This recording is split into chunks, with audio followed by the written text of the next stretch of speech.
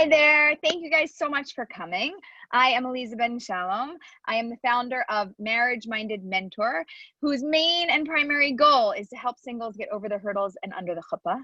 And many months ago, we started these amazing webinars. This is Sarah. Wait, so I have to say your new last name now? Yes. Do you Sarah. know? Yeah, but Zoldan or Zoldan? Where's the accent? Where does it go? I don't know, because it's like technically Zoldan, but like I don't know. Zoldan. My name is Sarah Zoldan. So I just say Zoldan, but I think I'm the first American Zoldan from his family, so we whatever. say Zoldan. It's fine. Zoldan. This is Sarah Zoldan, and she is here to help moderate. She is my main squeeze. I love my Sarah. And she has a strong belief that people can be, what do we have? Love at any size, married at any size, love at any size. Firm believer of finding what you are looking for, no matter who you are and what you look like. And I just happen to be one of her best success stories. Whatever, and there's no best success story, but I'm a success story, okay? Yeah, every success story is a success. And we are so excited you're here. Tonight, we are going to talk about, oh, that got bright, attraction satisfaction. And we're going to talk all about the tools that you need to experience physical and spiritual and emotional attraction in your relationship. And then we're going to open this up to a Q&A for anybody who's live. If you're on the replay, enjoy. And I want to say a tremendous thank you to our sponsor tonight. Our sponsor is JICNY. If you know about them, great. If you don't know about them, check them out, JICNY.com. And I'm going to read a little bit about them. Their mission is to provide a Jewish home away from home to people in New York. But I have to tell you, they're not just in New York anymore. They outgrew New York. They're also in Tel Aviv. And they have been partnering with different organizations around the globe to bring virtual programs to people, as well as in-person ones in New York and in Tel Aviv. So check them out. Thank you so much, JICNY, for sponsoring this. We are so glad to partner with you and love to be connected. Okay, and now this takes us to our webinar. Give me one moment and I will pull up all of my notes, because apparently I have, my kids always want to know, Ima, why do you have 25 tabs open? You cannot possibly be working on the same thing at the same time. All of that at the same time. I'm like, no, actually I can be. Don't touch my screen, because it's a touch screen laptop. Do not touch the screen. They're like, no, make it go away. I was like, bye, go away. You go away. So here we go. Actually, the way that this whole webinar came about was because Jody Samuels of JICNY, who is the founder, and I were doing a program together, and she was talking about this 3D attraction. And I was like, ooh, like she's talking, and I'm like, I'm taking notes. I'm like, ooh, what? Oh, I like the way you said that. Oh yeah, 3D attraction and physical, emotional, spiritual. I was like, and I'm scribbling notes. And afterwards I was like, we need a webinar on this. This is great. I really love it. And she's like, let's do it. So that's how this whole idea came about. And in addition to physical, spiritual, emotional, there's many other types of attraction. There can be intellectual attraction, right? There can be so many things we can layer on, but tonight we're going to hone in and focus on the physical, spiritual, and emotional attraction. And what we want to know is, how do we have this attraction satisfaction? How do we be okay with this person that's in front of us, whether it's short term and it's one date and you're like, hi, or it's you've been with them for a while and you're going, I don't know, Aleeza, what, maybe. I mean, I like them, but do I like them, right? I like them, but do I like them is, I like them, I appreciate things about them, I value some things about them, but am I really attracted to them on all of these different levels? And so those are the things we're going to move through.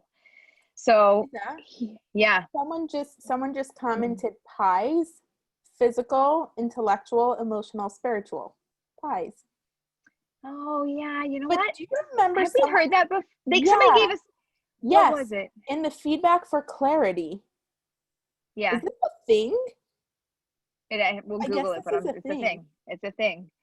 Okay, so cool. Pies. So we could throw intellectual in there tonight too. We'll add to it. You get a bonus. But wouldn't spies be so much more fun? Can we add another S?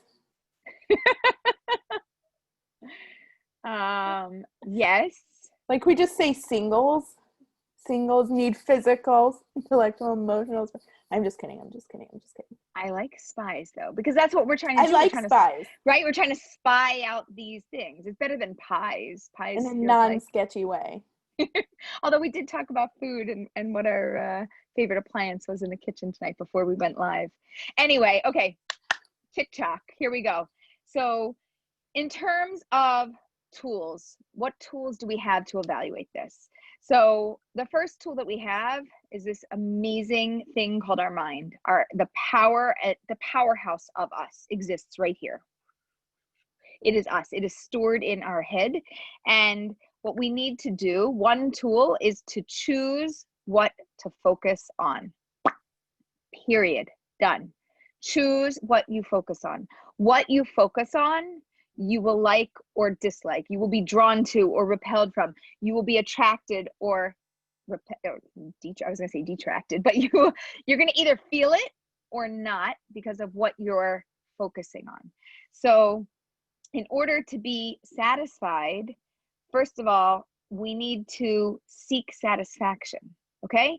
A lot of the times when we're going through dating, we are looking for, is this the right person? So we kind of have our little buckets. You're like, oh, I like this. Doop.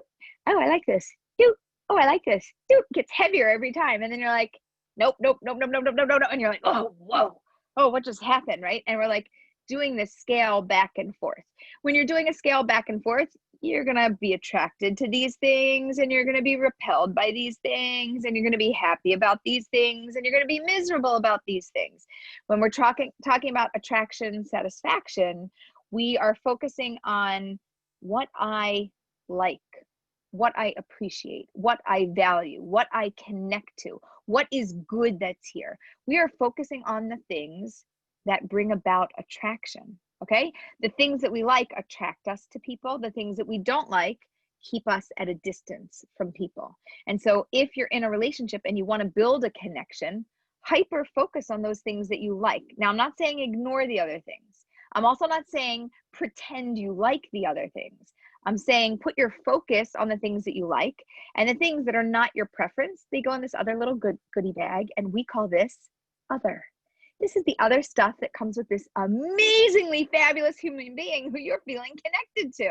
And then there's this stuff that you don't like, that you're not feeling super connected to. When you focus on the things that you like, that you're drawn in by, you're going to stick around, you're going to feel satisfied, and you're going to like being in this relationship. When you hyper focus on the things that you don't like, you're going to think about walking, you're going to think about checking out, you're going to think about not sticking around, and you're definitely not going to be satisfied. So the first thing is we've got to put some blinders on and we have to focus our energy where we want to go. And we have to say, well, what do I want? Do I want to be attracted? Ask yourself that question. Do I want to have an attraction to the person in front of me? Most people will tell you, yes, I want to have an attraction, except I just want it to be there. I want it to naturally just be there. I want it to just work, Aleeza. Why can't it just work? And that's not how it works in life. If you look at your job, focus on the things that you like, you're going to be satisfied with your job. Focus on the things that you don't like, you're going to be searching for a new job. You're going to be miserable. You're going to hate your boss. You're going to hate your day. You're going to be miserable until you find something new. You're going to be done, right? But as soon as you redirect your focus and you're like, oh, you know what? I've had people tell me, they're like, oh, I don't like all these things about my work. I'm like, tell me what you like. And they're like, consistency, get a paycheck, hate my boss, decent coworkers, and they go through the list and I'm like, so are you satisfied or you're not? They're like, well, I don't really feel like making a shift or a change. I mean, it could be better, I guess. I said, could you learn to be really satisfied with what you have?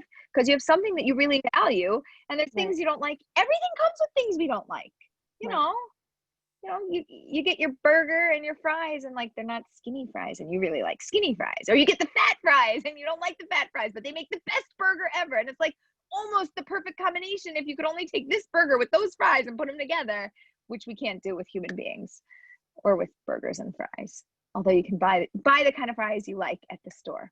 By the way, what kind of fries do you like? That's what I want to know. Skinny. Whoop, hold on. What? Oh, me too. Yeah, I'm coming back. Can I share something so exciting? Yes. So you know this, but to everyone else out there. So my husband is a chef. He's been working in the kitchen for 10 years. He moved to America 3 years ago. He was a sous chef for 2 years and a chef last year. Now he left his job to go to culinary school. And I get to tag along under the translator excuse. He totally doesn't need me anymore. I mean, it's helpful that I'm there. He doesn't need me, but now I just get to stick around because I'm his translator. Anyway, we learned about the different cuts today for fries. Oh, you did just today? He made the skinniest fries you have ever seen. They're technically not even fries. They're like the garnish stuff, but like chips, and then we made fries. Yeah, and we made fries, and he made this really cool basket of like fried potatoes. Yeah. Yeah. Anyway, okay, next. I was just Sorry, like, this is so hungry. random. Everybody's hungry. They want to eat.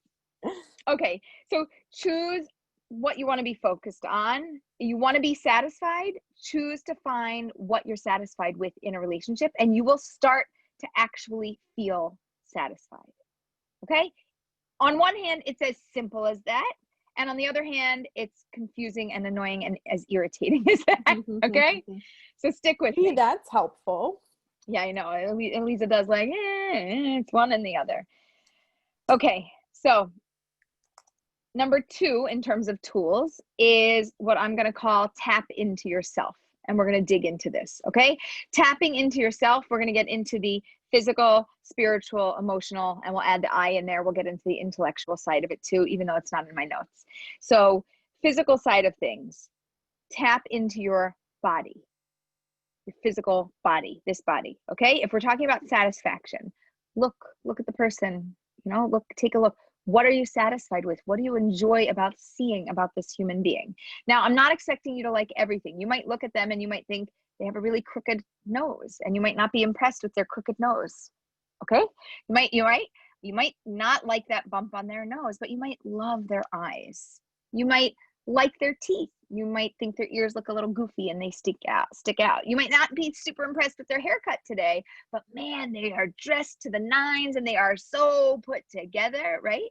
So whatever you're looking at, look for where you're satisfied and give me a list of those things you're satisfied. Sometimes people come back from a date and we do a session. I'm like, no, how did it go? Give me feedback. What's happening?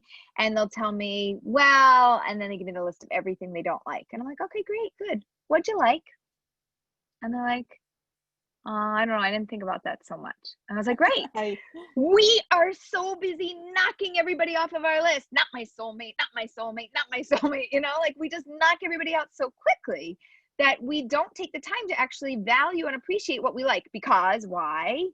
If we appreciate what we like, then we might actually come to like the person. Oh no. But I don't like all these other things and I don't want to come to like those things. So I don't want to be attached to these things. And so we stand in our own way like this and we prevent attraction, satisfaction. And we go, no, I'm not going to be satisfied with that because I don't like that. And I don't want to come to like that. So I'm going to tell you something. If there are things that you like them. If there are things that you don't like, I'm not asking you to pretend that you like them. You could still marry what you like and you're still going to get the bag of stuff that you don't like. And it's just the way that dating goes. And it's just the way that relationships go. And it's just the way that life goes. You get the good and the other. Yeah. Can we just acknowledge that everyone's going to come with stuff you don't like? Yes. Great. Yes. Even your soulmate. Your soulmate is coming with a bag of other, and it's really heavy. And on the luggage claim, it's like on the luggage, whatever, the weigh in, it's like 50 pounds. If you're over that, you got to pay, right? It might be over 50 pounds. Might be. I don't know. Try not to choose over 50 pounds. Yes. And even yourself, somebody pointed out, yeah, you're coming with your own stuff that somebody else is going to be like, oh, I love this about you, sweetheart. And that stuff, not so much. That is not my favorite. Okay? It's the way that the world is. It's the way that soulmates are. It's the way that friends are. Think about your friends. You have any perfect friends that don't have anything that irritates you about them? Nothing? Not a single thing? Sorry, it's not Aleeza, possible. no. Right? Sorry. You like me, you love me, I love you. But there's things that irritate us. Sometimes you drive me nuts. Right? But I love you. I'm not ditching you. Right? But I'm not ditching you. You're my business soulmate. I love you. We are so deeply connected. And what I value about you, I value. And if I'm irritated with you, we'll have our thing. And then we move on. Right. But doesn't mean that you're not my person. But choosing a person for life, it's very scary to say, I'm going to pick you and I got to take all that. I don't want all that. I don't think I have that much baggage and stuff that I'm bringing, and I gotta take all that with me, with you. Okay, so we're gonna move through it. It reminds me of what we were talking about last week, and anyone who wasn't here last week should definitely go check out the Dating FOMO webinar. But the idea that we so often think there's someone out there who's better, and it's like everyone has something. Everyone just has something. And is this the bag of something Hollywood? I'm just saying I blame Hollywood. It's a good place to place blame, but I have to tell you, 100, 200, 500 years ago, people had some of the same issues. Like we want what we want. I mean, it's true. I don't know. We can talk about this. Also, the world did get, well, no, the world did also get smaller, and you didn't just have to find somebody within like a 3-mile radius. So it wasn't just I guess I'll take you because there's nobody else around. It'll be you, right? So we have our options open. It's a different life. Now you should be satisfied. You should have an amount of satisfaction. You're not going to have 100% satisfaction unless you're one of those easy to please people. So if you want 100% satisfaction, learn to be a very easy to please, happy with whatever is sent to you kind of person. And then you are going to have total attraction satisfaction. Okay. But anyway, back to tapping in. So tapping into physical, your eyes, what are they seeing? Are you happy with what you're seeing? What are you happy with what you're seeing? Where are you satisfied? Name me as many things physically that you're satisfied with. Let me know. Not me, but to yourself, let yourself know those things that you are really, really satisfied with. Your body, how's your body feeling? So if you aren't sure how you're feeling and you're like, Aleeza, I don't know how I'm feeling. So I want you to kind of take a visual snapshot of yourself on the date.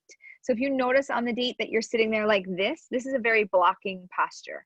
This is not a very satisfied posture. This means I don't buy into you, I don't like you, and I want separation between you and me. Keep away, okay? Also, if I start to sit sideways, and we've talked about this before, but if I got my shoulder to you, right? Blocking. I'm not feeling so connected. I don't want to feel so connected. It means that in that moment, I'm not feeling attraction, satisfaction. Now, it could be a first date. So who knows? It could develop. I'm just saying, if you don't know what you're feeling, or you're not sure what the other person is feeling, visually check out their body. What are they doing? When they cross their legs one over the other, if they completely block their body towards you and that leg is crossed over as blocking. Otherwise, if it's kind of open towards you, that's an open posture where they're feeling more connection and satisfaction and attraction. It's just, you could read all about the nonverbal body. It tells so much about us. So check about postures and notice that. Also notice things like, what are you feeling? Is your heart racing? Are you a little excited? Are you excited? Are you nervous? Are you anxious? Are you totally flat on the inside and your heart is hardly beating because you are so mellow about this? Are you sweating? Are you like schwitzing and you are just dripping because you're excited, or you're something? You don't know what you are, but your body is physically doing something. Are you, what do we say? Did we say, are your cheeks flushed? Did we go there yet? Are your cheeks flushed? Are you red? Like, do you become one of those people that like turn bright red and you totally like just can't, sorry, you're red. Right? So sometimes it happens, and you may not know. You'll be like, I have to go to the bathroom quickly. I got to look at my face, right? But these are physical signs of attraction, satisfaction, or not having a satisfaction there, feeling dissatisfied. If you're just anxious, you're feeling that anxious feeling, but is it anxiety or is it excitement? Sometimes it's actually hard to tell between the two, especially if you struggle with anxiety. So those are the physical things. When we're talking about spiritual things, what I want you to do is to tap into your best self, into your higher self, into the best part of you. Okay? The best part of you is the essence and the core of you. That is that soul, spiritual yumminess of the inside of who you are. Okay? At that moment, your best, are you shining? Are you your best in front of them? Is the best parts of you starting to come out? Or are you like one of those argumentative, you're digging in and you're like kind of like creating little fights with them? Are you like, what side of you is coming out? If you're feeling satisfied, you're going to start to shine. You're going to feel good around them. You're going to feel yum. You're like, you come home and you're like, it was great. I felt good. Now, I'm not saying if you don't feel that it's not good. You might not be there yet, but we're looking to see that your highest and best self is coming to the table at some point throughout some of your dates. Not all the time, but some of the time. That's the spiritual side. The emotional side is tapping into your feelings and how, like, what's going on. So I expect you to have a mixture of feelings. I've described this before, like a marble that has all different colors and swirled in it. So you might be feeling excited and anxious and curious and concerned and right. And all of these things are all in one. And we want to tap into this emotional side of you to see, okay, wait, what side of me emotionally is feeling satisfied? And answer that question. Where am I feeling satisfied? And then we can do the same thing intellectually. And we can say, maybe we're on the same intellectual level. Great, I'm feeling intellectually satisfied. Maybe we are not on the same intellectual level. Okay, maybe I'm not feeling satisfied about that, but I'm feeling emotionally connected. And so I don't know, I don't want to hyper focus on the intellectual side because I'm not feeling something, or I'm feeling somewhere else. So we want to just know what is happening. Where are you feeling satisfied? To what degree are you feeling satisfied? And what's great about this? The way to have satisfaction is to constantly seek out what works for you. So that's what we want to do. Now, what I normally tell people is you can only move as fast as the slowest person in a relationship. And when we're talking about attraction, satisfaction, I wanted to like recraft that phrase into an attraction thing. And this is my first stab at it, so we can edit it as we go. But Sarah, here it is. You can tap into a feeling of attraction when you allow yourself to experience the positive aspects of your physical, spiritual, intellectual, and emotional self. One more time, Sarah. Here you go. You can tap into a feeling of attraction when you allow yourself to experience the positive aspects of your physical, spiritual, intellectual, and emotional self. Done. Yes. I bought it. You got it? Can you sum it up because you can usually sum up my words in a shorter, more simpler way. Now you have to say it one more time. I have to be in that zone. Okay, you can tap into a feeling of attraction when you allow yourself to experience the positive aspects of your physical, spiritual, intellectual, and emotional self. Yeah, I think that's as short as it comes. Because I think everything you said there is important. I think there's the intentional tapping into it. I think there's the, what did you say right after?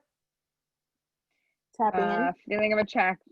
Right, tap into the feeling of attraction when you allow yourself to experience the positive aspects. So there's so many things there. There's not to like, dissect apart a book like like someone, without, right.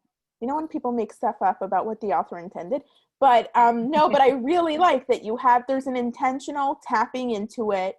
Correct. You have to allow yourself to do it. It's not something that's just going to happen. We've been trained to we've been conditioned to believe otherwise, and it's something you have to give yourself permission to do. It's an experience. It's not just like there's so many pieces of that. That's just like, yeah. Okay. I think it's long, but we nailed it. Yes. As far as Sarah says, but somebody else maybe said not, but it's fine. We'll work with it. Okay. So that's our goal with attraction, satisfaction. And our goal is to be satisfied, not just on a date or a second date. Responding to me. Oh, okay, fine. Yeah. She was happy with it. Great. So it's not just about satisfaction in dating. This is long-term. If you want to be satisfied in marriage, if you want to be satisfied in your job, if you want to be satisfied in your life, with your family, with your friends, with anything in the world, you have to be seeking satisfaction. You have to want to be satisfied. You have to look for what pleases you. Otherwise, you're just going to live a life where you're not feeling that way so much. So wait, did you just repeat what someone said in the comments? No, I didn't read the comments. Someone just said, you need to appreciate or love parts of yourself to be attracted to someone else.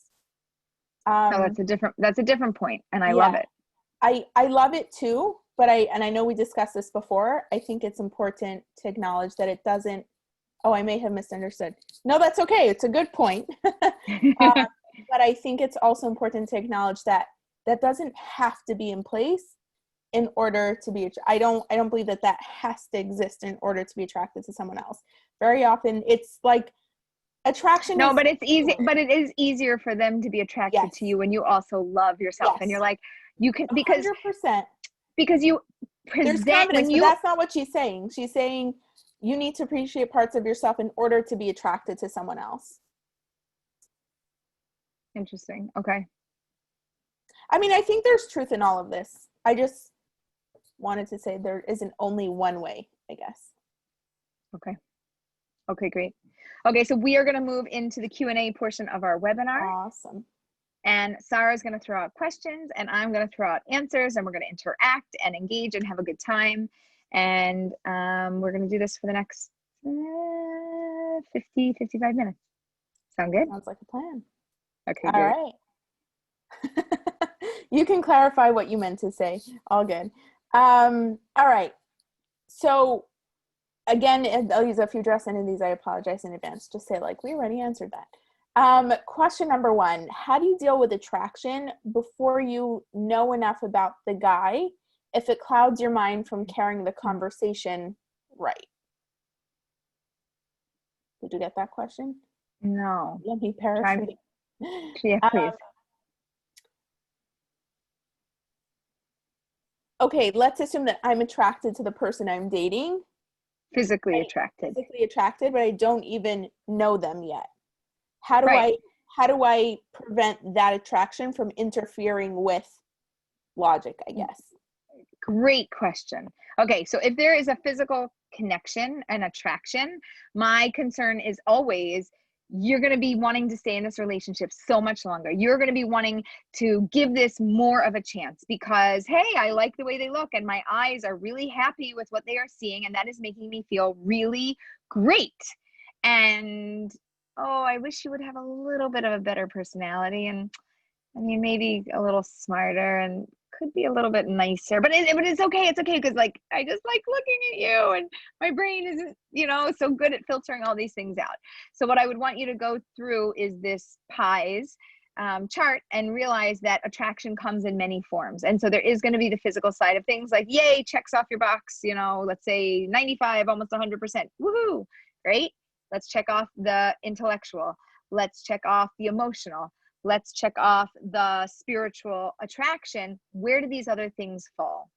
And I really think that our clarity/illuminate system is something that actually goes through this and helps people to clarify where this attraction is coming from and what this looks like for them. So I think you have to just break it down and be like, yay for attraction physically. Good. Put that over there. I'm satisfied in that category. Now, where else do I need to be satisfied? What do I see them satisfied with? And don't just be like, well, this is so good, so this should be better than it is. Give it a real fair look. Awesome. When physical attraction grows, I guess at earlier stages in the relationship, does it last after the honeymoon phase? Interesting. So usually when physical attraction grows, it's because you've seen other things on the inside that make it better, right? So if you're attracted to the outside, the thing I can tell you is the outside's going to change. You're going to look older. You're going to get wrinkled. You're going to get gray hair. You're going to change. It's just the way that life is. The outside usually gets worse over time, not better. Sorry. It's just not worse. It's just not as good as when you met them the first time, because as we age, we don't typically think that we look better as we age. Often the media and other people portray aging, and maybe this is something we should totally address, aging as not a pretty thing, which really like I always think like those smile wrinkles, it means I smiled a lot. I'm a happy person. They should be beautiful. Well, I wouldn't want a 45-year-old to look 20. That's just weird. But a lot of people would. I think you're going to be outvoted on that one, my friend. Sorry. So sorry. Okay, that's fine. Wait till you hit 45. You will see. Yeah, someone said there are very attractive older people. 100%. Yeah, totally. So wait, bring the question back, because now I'm getting derailed and then I lose my train of thought because I didn't write it down. The question was, does physical attraction last Oh, does after it the stay? honeymoon phase? Okay, so the reason that I would say yes, it lasts is because usually you're looking at the intellectual, emotional, and spiritual side. And because you're so attracted to those things, then the outside becomes better to you. And you're like, oh, good person, beautiful person. I could see it. I could feel it now. And over time, what's on the inside, the intellectual, the spiritual, and the emotional usually get better over time. It's the physical that doesn't always get better over time, but the other things usually do get better over time. And so you keep looking at them and they're beautiful. Now, what's the reverse? The reverse is when I got a pretty face or pretty everything or a handsome like Shazam. There's that word again. We're so excited about you, like, yum, this is great. And then the things on the inside are like, and you choose to marry them anyway. And you get married, and I'm going to tell you what happens. You become repulsed over time. And that beautiful face doesn't have such a nice voice behind it and doesn't have such a great attitude. And you're looking at them and you're going, don't want to be married to you anymore. This doesn't work for me. I don't like this. And you're not feeling so attracted. So a pretty face can turn ugly if the insides aren't great. And a face that isn't as great can be beautiful because the insides are amazing. And over the course of time, you stick in it and things usually stay and grow and they're better. Awesome. All right, next question. What about initial attraction that's there at the beginning but fades away after a few dates? Yeah, so then I would wonder, forget about the physical side of things. Tell me on the inside what's going on. Intellectual, spiritual, emotional. There's something that shifted, right? I remember there was one guy I went out with, and I was Shomer Nagia, and the first date I was like, girl, keep your hands to yourself. Keep your hands to yourself. And then the second date, and I was like, keep your hands to yourself. And by the end of the third date, I was like, yeah, I don't know what, like at each date, I saw more and more that he was not for me. And by the end of the third date, I was like, why did I ever think he was attractive? And he wasn't more or less attractive, like objectively, but because there was no personal connection and no interest in any area other than the physical aspect, I was like, you kind of lost it over the course of time. Right. Yeah. Also, just, we have people from all different ages, stages, and backgrounds. So if you ever have a question about any words or language, Shomer Nagia talks, we talk about guarding touch and not touching. So that's what that's referring to for anybody who thank you for didn't know. Clarifying that. All right, next question. What if you're dating for 2 months and I guess this is going to be attraction. What if you're dating for 2 months and he never compliments you and you express many times that words of affirmation is your main love language and he still doesn't get the hint? I know he's attracted to me, but it would be nice to hear compliments once in a while. I put in a lot of effort to get ready for dates and take pride in that, and it seems to be unrecognized. Right. So I think we've talked about the 5 love languages before, and a really challenging thing is when your thing is words of affirmation and his is, I don't know, pick any of the other ones, gifts or some other thing. And maybe he's been presenting you with gifts, right? And you come and he's like, here, I have a present for you. And you're all dolled up. And he's like, here, this is for you. And you're like, no, hi, and you're looking for some physical compliment, something that lets you know that he's attracted to you. So I think that you could use the 5 love languages as a book and a starting point for having a conversation. And I would say, if it's not your main, if it's not a person's main love language, they're going to forget to do it all the time until they become, until it becomes a habit, until they get used to actually doing it, because it's not their main thing. And it's not that they don't want to do it for you. And it's not that they maybe don't think it. It's that they, like, if they think it or they feel it, they express it with other things, like feeling so attracted and I like you so much, I bought you this, right? And you're like, no, why don't you tell me I look amazing? Because that would feel so much better. So you really have to have continuing conversations about this to teach them about your love language and what works for you and how to onboard them, and then vice versa. You might be giving them compliments and it means nothing to them, and they're like, no, I want you to give me a gift. You didn't buy me anything. Why didn't you think of me? Right? Yep. I I don't know if you said this, Aleeza, but I think it's also like you said, you expressed many times that words of affirmation is your main love language, and he doesn't get the hint. Like, first of all, he might not know what that means. What does words of affirmation look like? What does that sound like? And don't hint anything. If you want something, ask for it. I'm like the biggest believer in this. And when we were dating, I told my now husband, I was like, I know you're attracted to me because you're here. I need to hear from you. I need you to compliment me once. Like, I literally told him that. And now, you know, I don't have to say anything anymore because it's been enough time. But like, I trained him, and it's not a like, oh, I'm telling you what to do and what to say when, but it's, I needed to teach him what I wanted in order for me to get that. Because he's words of affirmation, like, really doesn't mean much to him. Yeah. Yeah. So, all right. Next up, we've got, sorry, give me 1 second. That's right. You know, while you're doing that, I just saw somebody say something, and I'm going to tell you that my new book, the new book, Virtual Dating, is out. Finally, it's out. It's on Amazon. The softcover version. I mean, there is only a softcover, not a hardcover, but there's also an ebook version. It is available, and it's your guide to a relationship in a socially distanced world. And oh, thank you, Amy. I love the cover too. Man, it took so many. Oh my God, I am so happy to hear that. 4 months to get to this. 4 months. It was such a thing.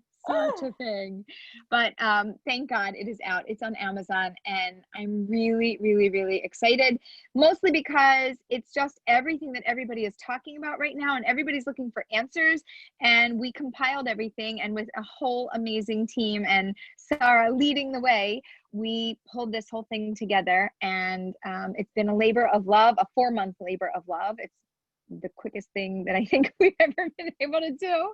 And I'm really excited. So if anybody wants it, if you go to Amazon, actually, if a lot of you actually go to Amazon and search it up, it'll start to be the first thing that pops up. But because it's new, it's like, 25th in line. And it's like, where is it? You have to put in Aleeza Ben Shalom with Aleeza, Ben Shalom with like spelled like that. And if you put that in, it'll actually pop up, that one and my other book, Get Real, Get Married. If you put in virtual dating, there's all these other weird things that pop up before this, sadly. But soon it'll be the first thing that pops up after everybody clicks it. Amen. Just a quick follow-up from the last question. This woman said, I told him he doesn't compliment me and it would be nice. Do you want to can you give like 1 or 2 pointers on how to have that conversation, like a couple things to say? Me? Yeah. Oh, you. Sorry. No, I'm asking that. She said, I told him he doesn't compliment me and it would be nice. And I'm asking, like, this actually reminds me, I don't know if she meant but she has to say what it is that she likes, right? Like some people are going to want to say like, you are gorgeous, or they're like, oh, you look beautiful, or like, you took my breath away, or whatever cheesy lines that you love, or not cheesy, or like, wow. Like some people just need like a look and a wow. Some people need like, oh, your outfit and everything, you're so put together. Oh, I love, like, it depends on what you like and what you need, right? By me, like, sweetheart, you look amazing, right? Just give me a little something, and I'm like, great, oh, thank you, makes you feel really good. But everybody needs something different. So I don't want to put any words of affirmation means different things to different people. Yeah. Also, don't ask leading questions that seem really obvious to you, but might not be obvious to him. Not obvious to anybody else. Yeah. It's not obvious. Just say it. Just say it straight. Sweetly, nicely, kindly, but just say it. That's one thing that my husband teaches me when I say certain things. And he said, did you want to tell me something? Yeah. Why are you asking a question? And I was like, oh, okay, let me try again. He's like, just be direct, Aleeza. Stop being indirect. And I'm like, no, it's not my thing. It's not my thing. I'm not good at it. He goes, I'll train you. Almost 18 years later, I'm still being trained. Yeah. I think also, so she's saying, I just want him to acknowledge anything about how I look. Don't say you don't compliment me, right? You said, I told him he doesn't compliment me. all he's thinking about now is he doesn't compliment Right. you. He has no idea that that means you want him to compliment you. Okay, Right. I know you might have actually told him that, but just realize that what you're saying doesn't, if he thinks differently than you, it's not getting translated the same way, right? Right. Tell Right. him what you want. Tell him what you need. Tell him what makes you feel good when you hear this. Like, I know the most obvious hints, the most, like, come on, how could you misunderstand that? They misunderstand it, okay? Just be straight up. Be straight up. Yeah, and if anybody, while we're here chatting about this, wants to put, what would you want to hear from somebody in terms of a compliment about how you look, throw it in the chat, and let's keep the conversation going. Yeah. All right. So I'm just going to bring up one point that someone said about the book. I'm dating someone in person, even under the current conditions, and firmly believe in cautious face-to-face time together, even at this time. I hope your book doesn't discourage people from meeting each other. I only had one video date with my girlfriend before moving it to a real date. I can say you're right on the money. Yeah, we talk all about taking it from virtual to IRL in real life. And some people get there very quickly and some people don't get there quickly enough. We very much promote getting in person according to your comfort level and according to the CDC and the recommendations, that you should take it to the level that you're comfortable with, that's appropriate. And yes, face-to-face is what we are going for. Virtual dating piece of it is, let's just tell you how to navigate this time period, because it's a little bit weird. It's not a little bit weird. It's a lot weird. All right. Awesome. Next question. Is it recommended to try to ignore the physical feature that's bothering you each time you meet? For example, someone's very hunched. Oh, like one of those. Yes, at first, I would tell you to ignore that to see if there's other things that you actually really like. I did have a client once buy one of those. It's like a back body posture brace that really helps you to, sit up straight, and you have to do that because that's the way that it, puts your posture. There you go, Sarah. Well done. Invisible string up from the head. Balance the books on the head, right? So everybody has their thing. In the beginning, yes, I would try to overlook that one thing for the moment and focus on everything else. So it might not work because of another reason completely, but let's at least give the whole human being a chance. And it could be that this doesn't work for you and you're like, I need, somebody with better posture, but get to know the whole human being first. Awesome.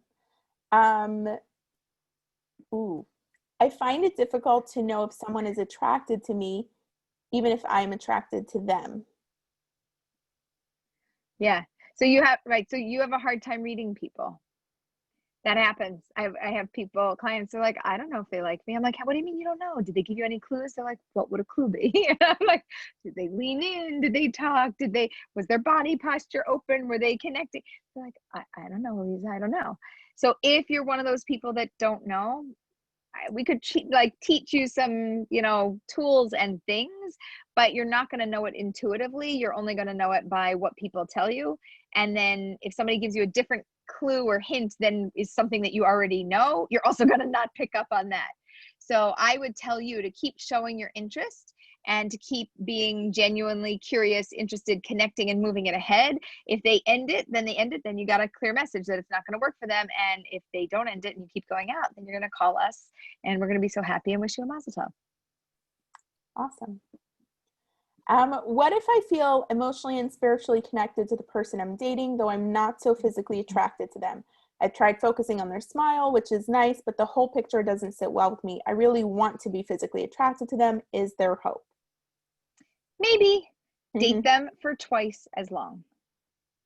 Maybe even longer. If you really like everything else and you want to, there's that desire to, date them for longer and see if things improve. Maybe you now also like their eyes or the color of their eyes or the shape of their eye. Like if there's one little, like if we can't like their whole eye, we like a piece of something.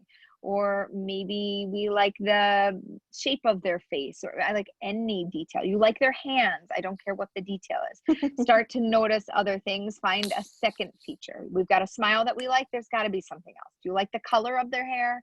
Do you like the style of their hair? Do you like something? Give me something else, and keep going twice as long as you would normally go, because there's something quality on the inside. If the outside's going to grow, it'll grow. And if it doesn't, you at least gave it enough time to grow and you weren't impatient with the process. And Aleeza, would you say that when you get to that point of knowing it's just not going to grow, you'll know? It's not going to be definitive usually. It's kind of like, I wish that this could work, but I just can't see it working. But why can't it work? Because I would want it to work. But I think you get to that point. When you get to that point, you're like, okay, it's time, right? I mean, if it was dragged out, really long, twice as long, you're not going to necessarily get there. If it was really, really, really drawn out, and you really like what's on the inside, and you're still like, it's just not there for me on the outside, finally you're going to say no. It could take months. It's not a quick process. And let's just say, for everyone's listening, because I know it's going to be the next question, but isn't that leading them on? Love it. Thanks for preempting.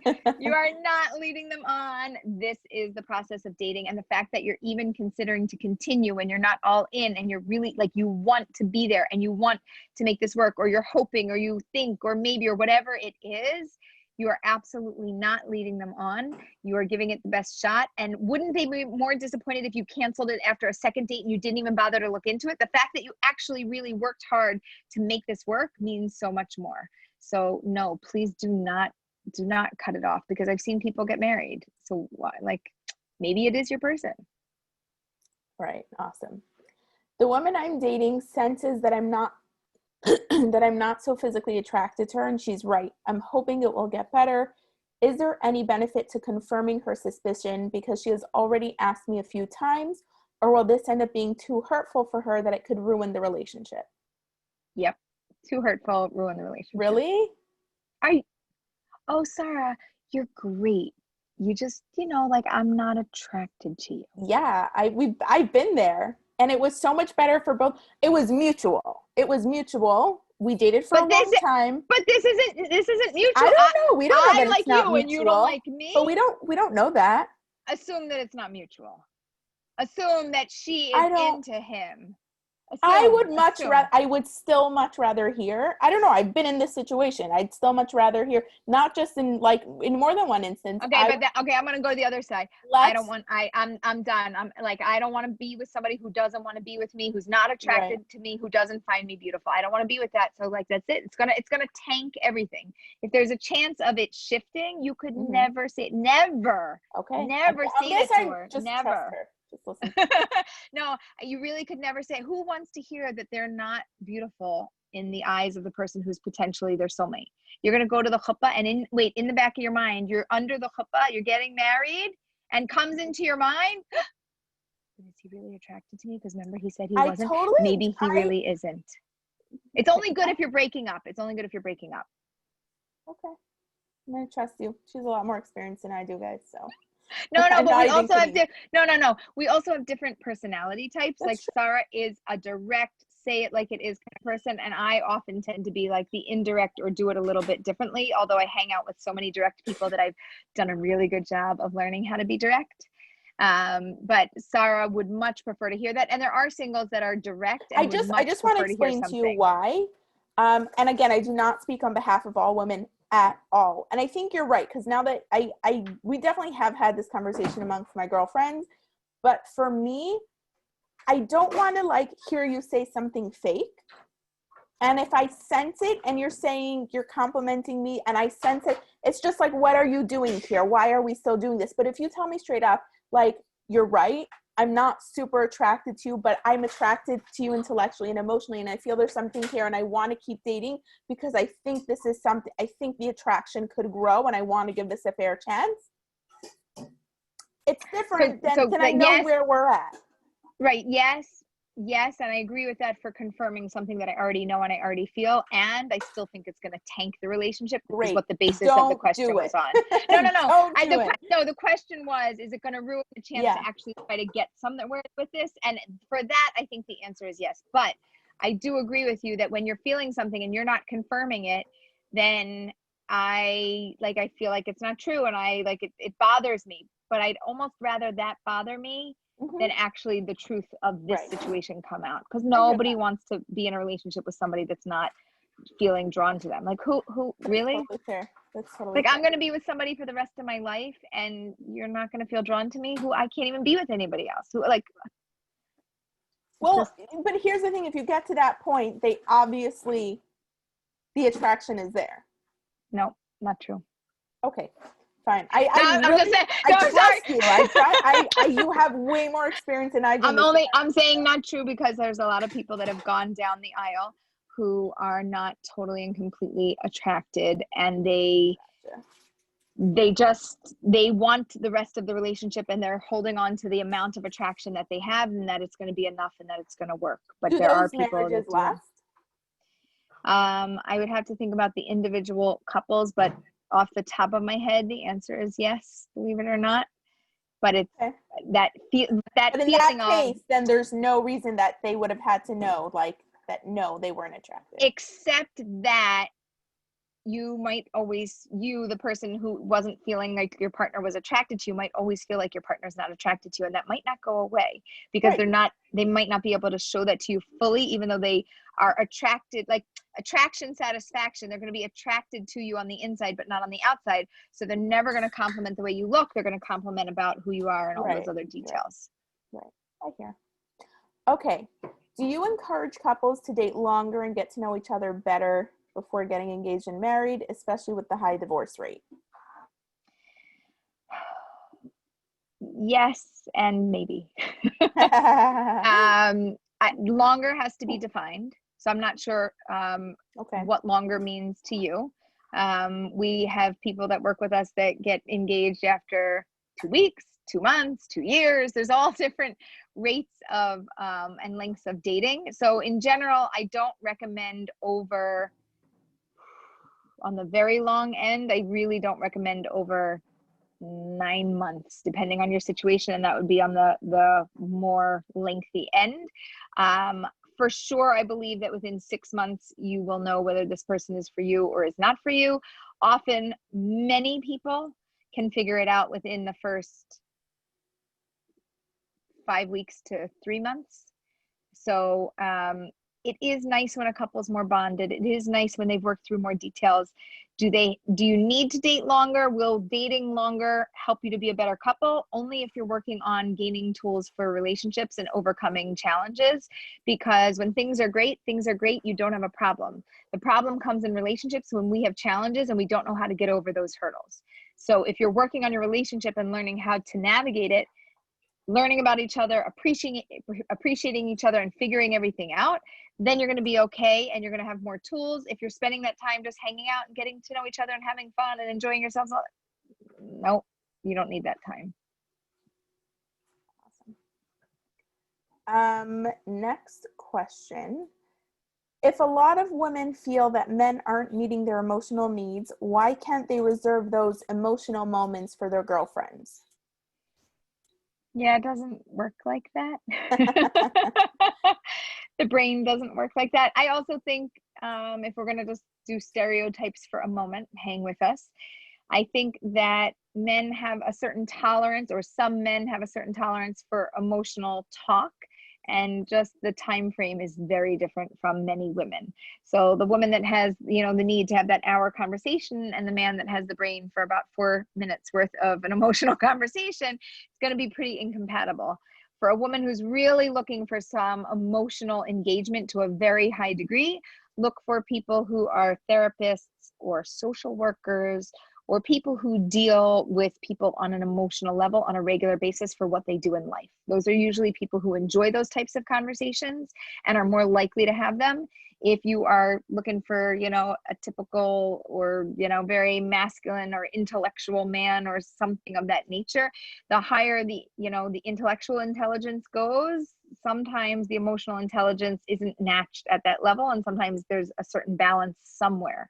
So just kind of depends on what you're looking for and what your tolerance level is, and gauge who you've dated and kind of do like a little data and research and kind of like plot it out on a chart and be like, oh, when I get my needs met here, emotionally, I'm not getting it met there. What am I looking for and who should I look for? Thank you. What do you do if the person behind the initial photo you're attracted to is not the person you see in person? But all the time it happens. All the time it happens. But other areas such as intellectual attraction are there. For example, the photos from 10 years ago. Before I let Aleeza continue, do not put out a photo from 10 years ago. You are doing no one a service and everyone a disservice. Just don't do it. Next, Aleeza, can you answer the question? It's so true, and I have to tell you, so dumb. Sorry. There's a program that I'm doing, and they grabbed a photo from it's at least 8 years ago, and I was like, oh, I need to send them a new photo. That's not me. And I sent it to them, and they were like, the PR is kind of out there, so half of it's going to be changed and half not. And I was like, okay.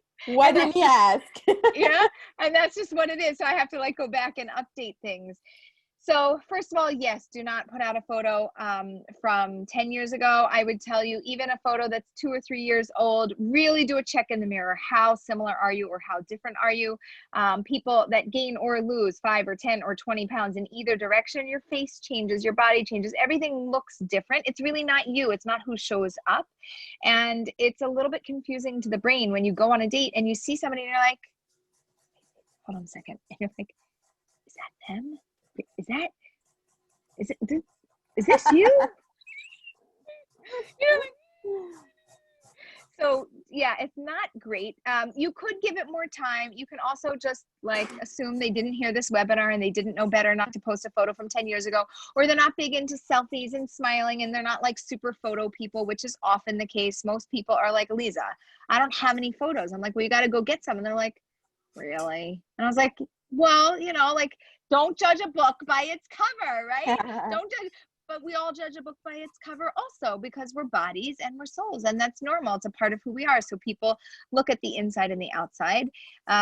If you are afraid that this might happen to you in the future, when you see something, like just block the photo and like look at every other detail and then just meet them. Do Love is Blind and do a blind dating type of experiment and experience and see how you like it. Okay, but can you address the specific question? What do you do if the person, if you're not attracted? Give it more time. But you are, okay. Yeah, give it more. No, I did address it before, but give it more time. Sorry. Just give it more time. Awesome. Great. I feel like a lot of these overlap with different conversations we had, but they're good questions. So I'm going to ask them.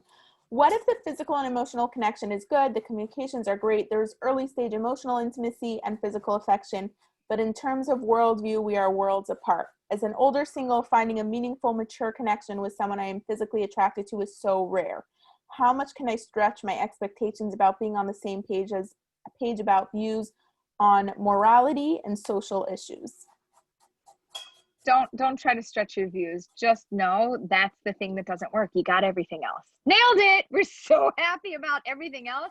This, you're not going to be on the same page, and we're not asking you to change your worldviews, and you can't ask them to change their worldviews. But what I want to know is, how does this affect your life? Is this going to affect you on a daily basis? Is this going to affect you within your family? How is this going to affect you socially or emotionally? Or I don't know. But if it's, I imagine morality in the world is a pretty big topic. So I think, Aleeza, I'm sure you've also, sorry, I'm getting some feedback on the line. I'm hearing some noise. Hold on. Oh, sounds like sandpaper.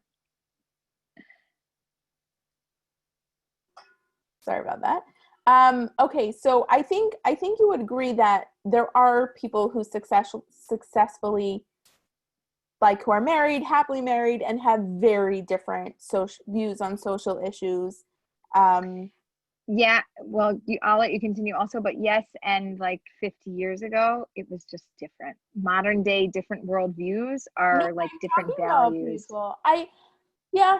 I agree, but I think also, especially if, I don't know, I think a big part of it is also like this person says that, you know, he's an older single.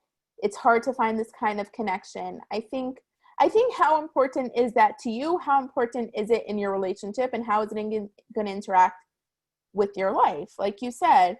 And I think, and you're not going to love that part about him. And if you think about that part about him and you look at him, you're going to be repulsed and you're going to be irritated. So you really have to just put it aside. Like, we are going to agree to disagree. This is right, just not the thing that we're going to face in our life. Everything else we're going to make work. This is not going to work for us ever. So let's not fight this battle. You think this and I think this, and let's figure out, as long as this doesn't infringe on our marriage, then let's find a way to make it work. I'm not trying to get either one of you to either side. It's not going to happen. right. I think also only you can know how far apart you feel comfortable going, right? Like, I know people talk all the time about wanting to be on the same page. And I always said when I was dating, like, I don't need to be on the same page, but we need to be in the same chapter. I don't want to be at the beginning of the book and him at the end of the book, or vice versa. Same chapter works for me, but I could be at the beginning of the chapter and he could be at the end of a long chapter. That works for me. But everyone has their comfort level. And just a quick follow-up I have here is, it makes it hard to imagine making big decisions jointly with her. Politically and religiously, we don't have the same priorities, not day to day, but when decisions come up, it seems to be a problem. So then, that sounds like a more serious. It's gonna be a more serious and long-term issue, and it's gonna be difficult to get through those moments.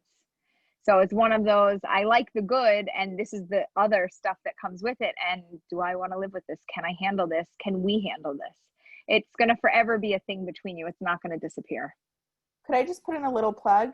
If this is someone you're actually dating, talk to Aleeza or one of the coaches. I feel like this is something that, and someone said, never compromise your religious beliefs. Well, the religious belief side of thing is interesting, but you should know that in a relationship, depending on how you're going to set it up, but typically, the woman is there. She, like, you have your children, she raises the children. So wherever she's holding is going to be highly influential for your children. So as long as you're okay with that. If you're not okay with that, then don't pretend like it is. You might have to find somebody that's more closely aligned in this area, and who knows where else they're going to lack in the relationship. Yeah. Awesome. Ooh, in more religious circles and datings, there's usually no complimenting on physical attraction. Why not? So there's modesty, and it's a form of modesty is not to be staring at them physically and complimenting them. And sorry, you want to say something? It's not modesty. It's fake modesty. I mean, you started a sentence and I cut you off, but there's a very big difference between not staring at someone of the opposite gender just for fun, which, is a Jewish value, right? Than taking someone out and complimenting them on their appearance. And I think it's something, without getting into political, I don't think it's right. That's it. It's not, well, and in more religious circles, it's done closer to the we're close to getting engaged stage, as opposed to on a first, second, third, or fourth date. It's really done further along in the process, and it's not something that comes until we're sure that everything else is in line, and then those things start to come at a later stage. But in some circles, it's very modest, and it doesn't. I think it's a social standard. It depends on the couples, and it depends on the community. There's a lot of different. There's a variety. That's all. Awesome. Okay. Just wondering, to continue the theme of a previous question, why are you placing physical, emotional, and spiritual on the same plane when, at least in traditional marriages, all these needs can be met elsewhere except for physical? Therefore, shouldn't physical attraction be weighted more? Oh, interesting. So I don't know that your emotional needs are going to be met to a higher degree elsewhere. Could they be? They could be. Intellectual needs could be. Spiritual needs could be. Physical needs, right? You're not going to go anywhere else for your physical needs. It's a very interesting perspective, but I think the physical side of things is that it's not all physical. Because if you meet somebody, again, who is exactly your look, what you want to a T, and they open their mouth with the most ridiculous or heinous or just unappealing thing, when you look at them, you're going to be like, oh, pretty face, but ugh. You are not going to have an overall attraction to them. You're not going to have a total attraction satisfaction. You're going to have a physical attraction. And that's the only thing that's going to be there. And then, go get your everything else met somewhere else. No, every time they open their mouth, it's not something you want to hear, or it's just in a way that you're like completely repulsed. It's not going to work. It's just not a formula that's actually going to work. So it can't be so out of balance, because you could get an emotional need met elsewhere, but physical attraction, you're not going to be physically attracted or want to be anywhere physically in their presence if they are not a human being who is intellectually, emotionally, or spiritually in a plane that is workable for you. So I get it. And I like, for a minute, it's like, oh, it's like a brain bender, it's like a mind twister. It's like just something that's like makes you go, what makes you think about it? But really, if you want to have a total attraction satisfaction, it can't just be a pretty face. Can't. All right. We got a question here. Why is there such a thing as a honeymoon period? Are you really saying that people suddenly do a 360 after a certain period of time being with someone? Yeah, it's not a 360. It's more like a 90, a 180. And, you're like, oh, everything's fine for some couples, and they're great and they're amazing and they're happy. And then you connect with them, and then you're like, oh, that thing keeps happening. Oh, that doesn't work for me. And you're like, did I not see that before? Was I just ignoring that? Oh, you know what? I must not have been paying attention to that. I went for attraction, satisfaction, and I was only focusing on all the things I liked, and then everything else I wasn't focusing on, and now I'm hyper focusing on them, and that really starts to bother me. So what happens is we forget to stay focused on the things that we really love about somebody, and we start to focus our attention elsewhere. And that's when you start to lose that honeymoon phase. It also starts to be just a normal balancing out. You're living day in and day out with somebody. You're seeing them more often, and you just get a little more used to everything and a little more familiar with it. And you're maybe not as naive as you used to be, or you don't have as much of a forgiving heart or a generous eye, and you just start to like notice all those things that aren't so great, and your attention keeps going somewhere else. So the honeymoon phase disappears, and we could do things about it to keep it there longer or to enhance it. We've actually talked about that in some of our webinars, like the let's not get physical side of things in Judaism, where we have this concept not to be physically intimate for different periods in our marriage. And that is to enhance attraction, satisfaction. So you shouldn't come to be so used to what you have and not focus on this goodness and to be drawn to it. Awesome. What if someone is not used to looking at the positives in a person? Because we talked about at the beginning, focusing on the, not just negative. How do we train ourselves to do that and to be more grateful? Okay. So to be more grateful, you have to constantly have gratitude. You should start a gratitude journal in the morning when you wake up. Write down 3 or 5 things you're grateful for. When you go to bed at night, do the same thing. Enhancing the numbers and not just saying to do it at night. And in terms of, the other piece of it is the gratitude and the... How can you train yourself to... Train. No, sorry, say the rest of it.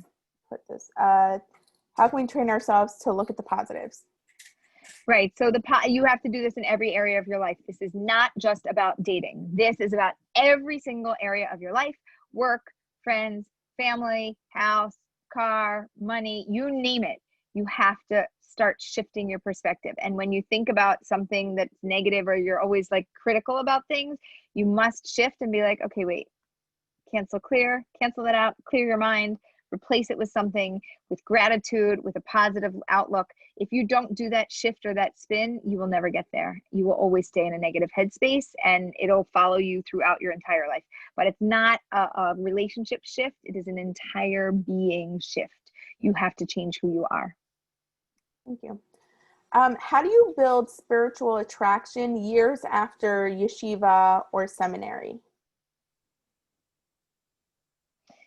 So it's an interesting question because spiritual attraction has to do with the couple, not with your education. So you can learn together.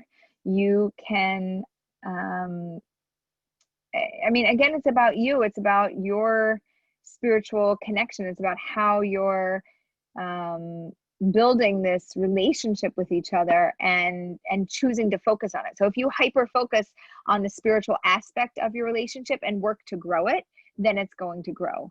And if you don't focus on it and it disappears for a little bit, it's just going to kind of like fall to the side. So I would tell you to hyper focus on it together and to maybe consider learning something that interests both of you. Awesome. So I know we touched on this when we spoke about emotional intimacy, and tell him I that's said. That's my favorite appliance, making dinner or cooking for Shabbos. Hold on. Sarah's in the process of moving and getting settled, and she's in a new space where she hardly has Wi-Fi, and so we're just trying to make it work. But if you want to talk about no other room. Yeah, love and irritation. Like, I'm totally irritated. I love you, but you have to tell him to be quiet. We're busy working. He has to wait. Tell him we have 10 minutes left. He said he finished. Okay. So we touched on this when we spoke about emotional intimacy and when we spoke about Let's Not Get Physical. Both two amazing webinars you should go check out. But a number of people are asking, how do we build strong emotional intimacy, and how do we build strong emotional intimacy when we're shomer nagia, so when we're not doing any sort of physical touch, and how do we build that connection when touch is the number one love language?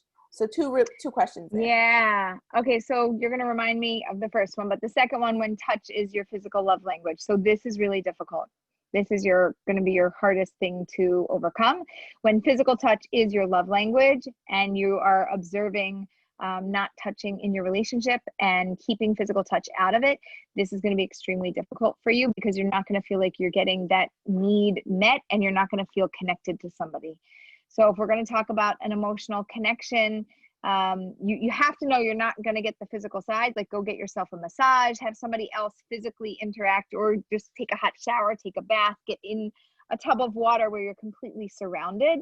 Have something else physically engaged with your body so that you can not feel like you're needing or craving something and you're not taking care of your own self or your own needs. Even like shower twice a day or something, you know what I mean? Like, just have time where your body has some physical touch or connection, and know that this isn't coming from your relationship. You have to have satisfaction in other areas. So to build an emotional connection, we have to focus on things like vulnerability. We have to focus on things like being open. We have to share what's on the inside, which is really not where we want to go. And we have to make the connection something that we work very hard on. And depending on where you are in your relationship, or depending on what level, observance you are, some people have a conversation about this, although it's not really ideal, because if you have a conversation about physical relationships, it often ends in a physical relationship. So you don't want to talk about it. You want to avoid it. It's just not going to be there for you. You're going to have to focus everywhere else in your relationship to get through this. It's difficult. If that's your love language, I want to straight up, very, very difficult. Thank you. So part of what you are on.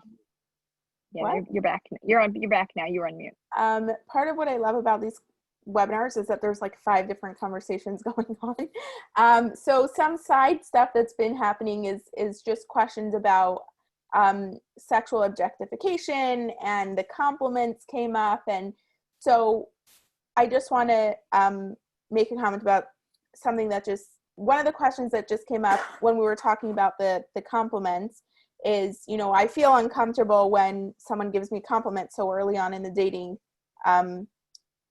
thing, the dating process. I don't even know if that was the question, but it works.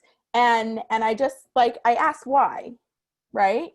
And so the response that this person gave is, it's when it's an excessive praise on external packaging prematurely. So that totally makes sense, but I do want to point out, and it's something we actually spoke about before in a previous webinar, that sometimes, and I'm going to throw in the modesty thing because for the people who grew up in more right-wing communities, I think this is important. We're so focused on not looking at the external that it can feel really uncomfortable when it comes to dating and suddenly it comes up. So first of all, if you feel really uncomfortable with that kind of compliment, ask yourself why, and recognize that it may not necessarily be a bad thing. You are two totally different people, and just like in every single possible way, you're thinking differently, you're expressing yourself differently. Someone giving you a compliment about your appearance may not be immodest, and they may not be sexually objectifying you in any way, shape, or form. They're just attracted to you. They just like the way you look. Like, don't overthink it. No, and they might be trying to build the relationship and give a compliment because, hey, we know that helps.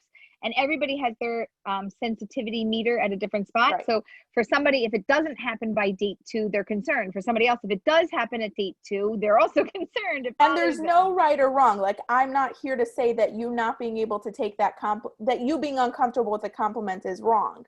No, I'm just saying that they might not, like, don't judge them on that. And you can ask yourself, why does this make me uncomfortable? Like, explore it a little bit.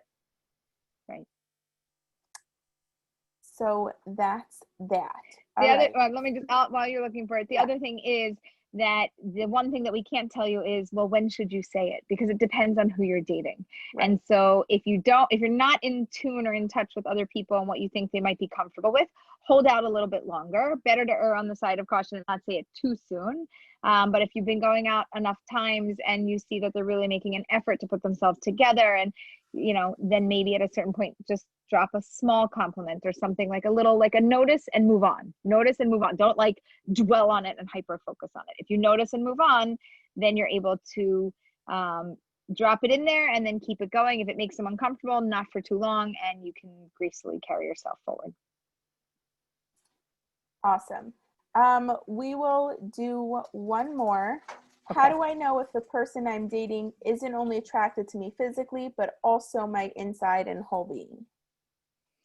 Date them for longer and show them more of yourself. Talk about your inside, your whole being, your emotional side, your spiritual side, your intellectual side. Really try to dig in. If they're into you on the outside, you know, like you and I both want that they should also be into you on the inside, and you might not know that right away. So you might need time to date them for longer, for you to figure that out and for them to figure that out, because, hey, I'm attracted to you, but like, I don't know you, but I like you, but I don't know why I like you besides I like the way you look. But we want somebody to have a better answer than I just like the way you look. We want them to know, I like the way you look. I appreciate this about you emotionally, intellectually, this, you know, I'm curious about, and I love this about you, and spiritually, this is great. And it moves us through all of the different categories. So date them for longer and you will have more clarity. Awesome. All right, we have a few minutes left. Can you tell us what's up, what's happening at Marriage Minded Mentor? Okay. Whoa. There's so much that is happening at Marriage Minded Mentor. First of all, I want to tell you that we have a fantastic team of coaches that are available to work with you, that I have personally handpicked and trained and love. And there are 5 of them. And you are welcome to have an intro call with anyone. You can get to know them. It's for 15 minutes where you're like, hey, I think I want dating coaching. I think you might be good for me. And let's just talk about this for 15 minutes. Let's figure it out. So I'll give you like the quick summary. If you're interested in anything personality based, Leah does a Torah Jewish based personality system, and she does it. It's like a 2-session program. It's 2 45-minute sessions. She'll go over a whole thing, ask you a bunch of questions, figure a whole bunch of things out, and then she'll review that with you. And then some clients go on and they even have more sessions with her, and they do an evaluation of people from the past or somebody that they're dating now to see where they're compatible and incompatible. And it's, if you're in, I've had clients that are into it and they're like, oh, I love this. I've had clients go, Aleeza, I don't know about all this, you know, whatever personality stuff. And I'm like, I know, let's see if, you know, here's a reason why I think it might be good for you. Let's try it. And they come back and they're like, you know, I don't always buy into this, but it all made sense. So even though I don't buy into these things, actually, like, it was okay. And for some people, it was really deeply insightful. So if you want anything personality based, sign up for a 15-minute session with Leah. If you're looking for a male coach and you're thinking, wow, like, I think I'd just rather work with a man than a woman, and somebody who gets it, you know, somebody who works with anybody, all ages, all stages, all backgrounds, somebody who can be a little more universal, you're going to want to sign up with Michael and grab a 15-minute session to talk to him. If you are looking for a woman, you can work with Shira. Shira works with also men and women of all ages, all stages, and all backgrounds. I just set her up with a client from London recently. And so, you know, like, we have the States and Israel and London and Australia, and we've had calls from all over. So wherever you are, we would love to work with you. Shira is great. So we have Michael and Leah and Shira and Reagan. Reagan works with women in their 20s and 30s. She's done all, you know, also older singles as well, but her specialty and her niche market is for women in their 20s and 30s. And she also can help you with, you know, dating. All of the coaches can help you with dating and creating your profile, describing who you are, kind of like getting it out, because it's so hard for us to be like, oh, I'm amazing, I'm so fabulous, here's why you should date me. It's like, yuck, who wants to do that? But we'll make you sound fabulous on paper, because that's what we do really well. So that's Reagan. And we also have Alana, and Alana is wonderful. She has a background and is a therapist in her other life. She's been a matchmaker, and she works with us as a coach, and she does some really deep coaching work for anybody that's like, I want coaching, but like, I really want to get to the root of this and what's going on and why is this happening and how can I change it and all of those things. She is great, solid. Also works with all ages and all stages and all backgrounds. Did I hit everybody? Did I get through Megan, Alana, Shira, Michael, and Leah? Yeah, and me. And then there's me. Thank you. By the way, so I have a specialty with older singles. Depends who you are, what that means. In some communities, that's as old as 23, and in other communities, it's, you know, 73. So my oldest client was 89. She is happily in a relationship, last that I heard. And I love working with singles through the process. I work with marriage-minded, focused singles who are looking to engage in a process over the course of 3 months. If you want a la carte dating, where you just get quick dating advice for a question here or there, or you have a session, or, you know, like as you need it, you can work with any of our coaches. If you want some intense work and you want to work together for 3 months, I would be happy to work with you. I have a limited schedule, and it's really tight, especially now before the holidays. I think I really have like a space for 1 or 2 more clients, and that's it. What else can I tell you? So yeah, with any of us, just go to our website, marriagemindedmentor.com, sign up for a 15-minute intro call, and we would really love to work with you. And awesome. If you're into it, go by virtual dating. And if you see me in person, people are like, oh, will you sign it? I love it. It makes me feel a little bit, you know, famous and cool, even though I'm not really, but it's fine. So, but that's kind of her life goal. So if you know anyone who can help make her feel, no, I'm kidding. That's it's really true. just no, to I want help to get singles. the life goal is to help singles as many as possible. So if anybody does have any connections that could help me to get this to the next stage, I would love those connections, because all I dream about is helping you find your soulmate. Like, I live for helping you find your soulmate, and virtual dating is a piece of that amazing puzzle. And so if you want it, you can grab it on Amazon. If you go to our website, you will see a link for it there. And we do have an ebook. The ebook is not on Amazon because there were some fun texting pages in the middle that were really hard to convert over to the Amazon form. So we do have it on our website, which is, what's the it's marriagemindedmentor.com/ebook. Okay. Pretty easy. Yeah. Aleeza, can you just quickly touch for those who are asking, how much is the book and how much is it to work with one of the coaches? The book is $18 on Amazon, or the ebook. We don't have the link. We have like the hidden link on our website, right? Like it's not the public link or anything. Correct. We'll figure that part out. But anyway, the ebook is $7.99 and the book itself is $18 on Amazon. And the coaches right now range between $75 to $150 per session, and the sessions are 45 minutes each. Awesome. One last question. Yeah, go ahead. What are the benefits of working with a dating coach over a therapist? Two different things, and I love both. So if you have a therapist, which a lot of our clients do, they also choose to work with us, and their therapists usually send them to us because they are experts at being therapists and they're not experts at being dating and relationship coaches. So we are experts in the dating and relationship process and getting you from here to married and everything that comes along with that. It is what we eat, breathe, and sleep. So therapists are great for digging in, getting through other emotional things, figuring certain things out that are deeper rooted, and something that is like we're a little bit more about, I usually say this, present and future, right? Where you are and where you want to be. We are hyper focused on present and future, getting you to that goal.